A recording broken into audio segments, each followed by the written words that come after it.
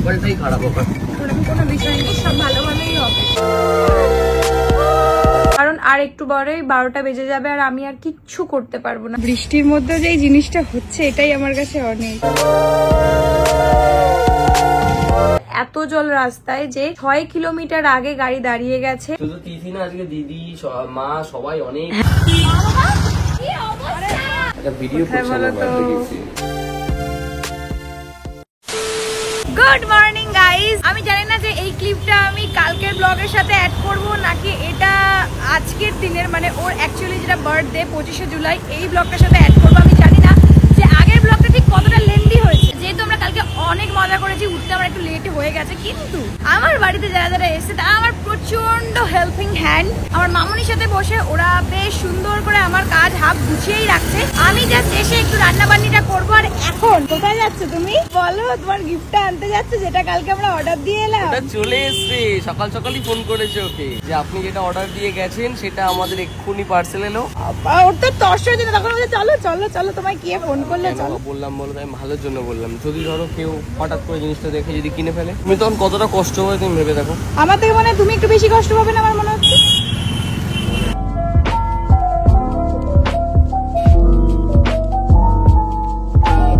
আমরা just bike নিয়ে লালকুটির দিকে আসতে না আসতেই আমাদের গাড়িটা খারাপ হয়ে যায়। আর এখন আমরা টোটো করে যার জন্য সব কাজ করতে বেরোচ্ছি। কপালটাই খারাপ হবে।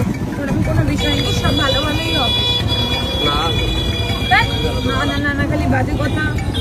একদম বার্থডে শুরুতে, দিনের শুরুতে এরকম বাজে কথা বলে না। দেখলে তো খারাপ হলো। এই বাবা ঠিক আছে, মানুষের শরীর খারাপ হয় ওটা গাড়ি, ওটা তো একভাবে চলতে থাকে। তা ও শরীর খারাপ হবে না, এটা মানে এটা না যে এটা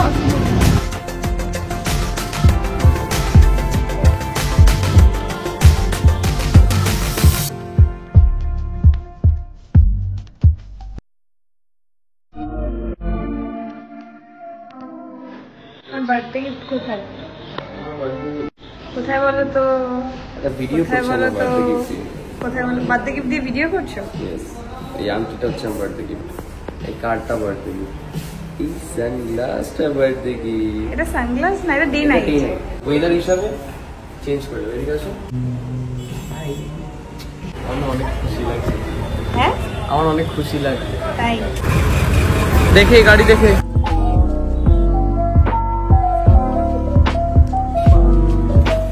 জাস্ট আমি বাড়ি ফিরলাম। আর একটা জিনিস তোমাদেরকে জানানো হয়নি, যেটা হচ্ছে ছাদের মধ্যে হালকা পাতলা আমি একটু ডেকোরেশন করিয়েছি ওর জন্য, যেটা এখনো শুরু হয়নি বলেই ও এখানে দাঁড়িয়ে আছে। শুরু হলে কিন্তু শুরু হলেও আমি থাকতে পারি, কোনো সমস্যা নেই। মোটেও সবই না। নিজেদের মধ্যে। এদিকে থাকবে তো?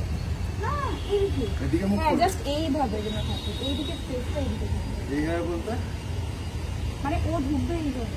A few moments later. আজকে তুষারের বার্থডের জন্য আমি যে দুপুরে লাঞ্চটা বানাচ্ছি সেটাতে আমাকে হেল্প কে করছে? আমি একা নয়, সবাই মিলেই করছি। মা, মিনি এরা হেল্প করে। এটা কিন্তু এবারে বলে না যে তুষারের বার্থডে বলে, বা এইবারে এসে দিদি যখন মনসা পুজোতেও আসতে পারে, সবসময় তো ক্যামেরা অন করে শর্টগুলো নেওয়াটা সম্ভব হয়ে ওঠে না, আর নিতেও আমি চাইনি, সেই কারণেই নিই। কিন্তু এগুলো আমাদের মনে থেকে গেছে। তুষার আমার এগুলো কিন্তু খুব ভালো লেগেছে। আমাদের বাড়িতে এসে আমরা কি সবাইকে কফি চিপস সার্ভ করবো, দিদি নিজের বাড়ির মতো এসে সবাইকে মানে আপ্যায়ন করছে। আমার নিজেরই ভালো লাগছে, মনে হচ্ছে না দিদিরই বাড়ি এটা। যাই হোক, মেন বিষয় হচ্ছে ছোট জায়গার মধ্যে দিদি আমার সাথে কোঅপারেট করে হেল্প করছে, এটার জন্য আমি ধন্য। এবারে অন্যবারের থেকে কিন্তু এবারে আমার ধকলটা অনেকটা কমে গেছে, অনেকটা। ভাইয়ের বার্থডে সবাই মিলে আনন্দ করবো, খাওয়া দাওয়া করবো। মা বাবা এসে গেছে।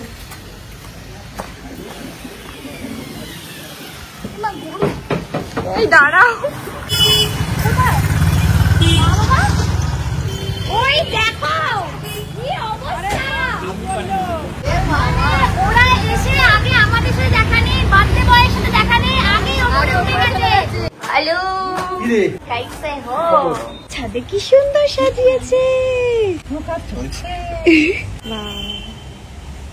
বৃষ্টির মধ্যে যে জিনিসটা হচ্ছে এটাই আমার কাছে অনেক। বৃষ্টির মধ্যে যে জিনিসটা হচ্ছে এটাই আমার কাছে অনেক। এবার ঘুরবো। বেশি কিছু নেই বাবা, এর থেকে বেশি কিছু লাগবে তোমারই তো। নেংটির থালা সেই ছোট্ট একটুখানি। কিন্তু কিন্তু কিন্তু খাবারের থালির মধ্যে একটা টুইস্ট আছে, আমি দেখিও বুঝতে পারে কি না। চালের পায়েস। ও তার মানে লক্ষ্য করেছো তুমি? তো চালের পায়েস কে করতে পারে? আমার এখানে সবকিছু নর্মাল, এটা ডাউটফুল। মামনি তো চালের পায়েস করে না তোমার বার্থডেতে, চৌষি আমার করে। বাড়িতে চালের পায়েসটা হয় না। হ্যাঁ, তাহলে কে করেছে? আমি করি না, আমি তো চালের পায়েসই করি, কিন্তু আজকে আমি করিনি, তাহলে আর কে করতে পারে? মা করে গেছে। মা করে দিয়েছে তোর জন্য চালের পায়েস। একটু পায়েসই এনেছি এই যে। মিষ্টি এনেছে তোমার জন্য, দেখো তোমার পছন্দের বেকিং বেক রক বাবা বললো দেখ, এইটা তো আমি দেখে বুঝে গেছি এটা পাঁচলার। হ্যাঁ এই দেখ, ওর বাবা বলছে যে ঠাকুর যেন ওই রসগোল্লাটা পাওয়া যায়, ছেলেটা ভালোবাসে বলে পেয়েছে, এনেছে। কত কিছু। এই তোমার বউটা মন খারাপ করছিল যে ওনাকে কিছুই করতে পারেনি, অথচ দেখো কত কিছু করে ফেলেছে। না বাট আমি দেখেছি শুধু তিথি না, আজকে দিদি মা সবাই অনেক হ্যাঁ, বড় বোনও ছিল, তারপর তোমার মেনি ছিল, সবাই মিলেই আমরা করেছি। বিশেষ করে দাদা আজকে সারাদিন এসির মধ্যে বসে থাকা।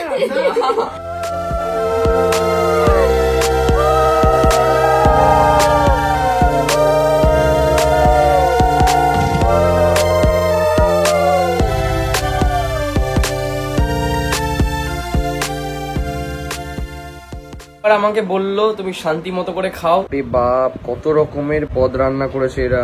2000 years later. এখন রাত 9টা বাজে, আমি ভাবিনি ক্যামেরাটা অন করে তোমাদের আবারও একটা খারাপ খবর দিতে হবে। মেনলি আমি জানি না কেন এবারে তুষারের বার্থডেতে এত বাধা পড়ছে। প্রথমত সারা দিন অঝোরে বৃষ্টি, তারপরে আমাদের টাট্টুর ব্যাটারি খারাপ হয়ে যাওয়ার বিষয়টা, তারপরে আমি আজকে রান্না করতে করতে জানি না কেন এত চঞ্চল হয়ে যাচ্ছিলাম, ঠিকঠাক করে রান্না টাইম মতো করে দিতে পারিনি। তারপরে তোমাদেরকে বললাম যে ওকে সারপ্রাইজ দেওয়ার জন্য ছাদের মধ্যে আমাকে ছোট্ট করে ডেকোরেশন করেছি। জানি তোমাদেরকে সেইভাবে আমি দেখাতে পারিনি, কারণ আমি নিজেও সেইভাবে উঠে গিয়ে দেখতে পারিনি। আর সেই বিকাল থেকে আমি একটা খবর পেয়েছিলাম যে আমি তুষারের জন্য একটা কেক অর্ডার দিয়েছিলাম, তো সেইখানে কেকটা ডেলিভারি দিতে আসবে, তো সেটা উবেরের মাধ্যমে আমি ডেলিভারি পাওয়ার কথা ছিল। তো সেটা কোনো কারণে এত বৃষ্টি হচ্ছে যে ওখানে নাকি উবের পাওয়া যাচ্ছে না, যে কারণে আমি টাইম মতো ডেলিভারি কেকটা পাইনি। এমনকি সেই কারণে আরিয়সীদি গণেশদাকে পাঠায় আরিয়সীদির গাড়িটা নিয়ে, যাতে গাড়ি করে কেকটা ঠিকঠাক করে ডেলিভারি পাওয়া যায়। কিন্তু সেখানে গিয়ে শুনতে পাচ্ছি যে এত জল রাস্তায় যে 6 কিলোমিটার আগে গাড়ি দাঁড়িয়ে গেছে। তারপরে ভাইয়া গিয়েছে, ভাইয়া হেঁটে হেঁটে তো খুঁজে পাচ্ছে না কোথায় কি বাড়ি না বাড়ি, ও ঠিকঠাক ম্যাপও দেখতে পারে না। আমি জানি না যে এখন রাত 9টা বাজে আমি কি করব, আমি বুঝতে পারছি না যে এইবারে কেন এরকম হচ্ছে,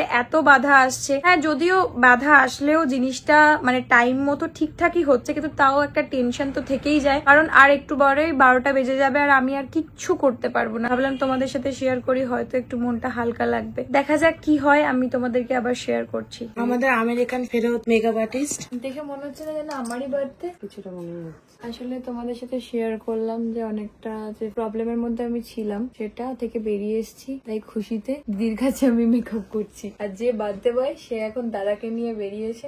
এখন পুরো মুড অফ ছিল, প্রচন্ড মুড অফ, মানে সেটা তোমাদের ধারণার বাইরে আছে, তাই মুড অফ করেছিল।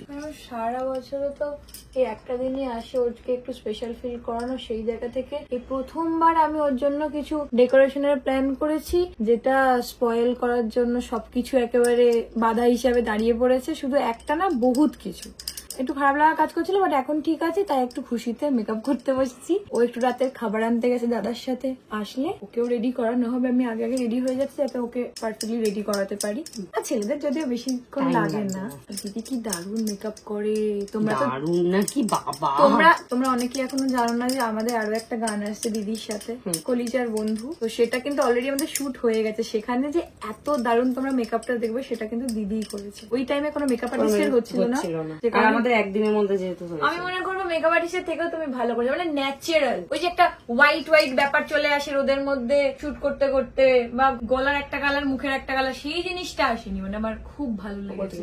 এই তো প্রিন্সেস সেজে বসে আছে। বার্থডেটা কার? ওর অবভিয়াসলি। আমার বার্থডেতে আমি এরকম ভাবে সাজতে পারিনি, তাই আমি এটা পূরণ করে নিচ্ছি। আর বাবার বার্থডে মানে তো আমারই বার্থডে।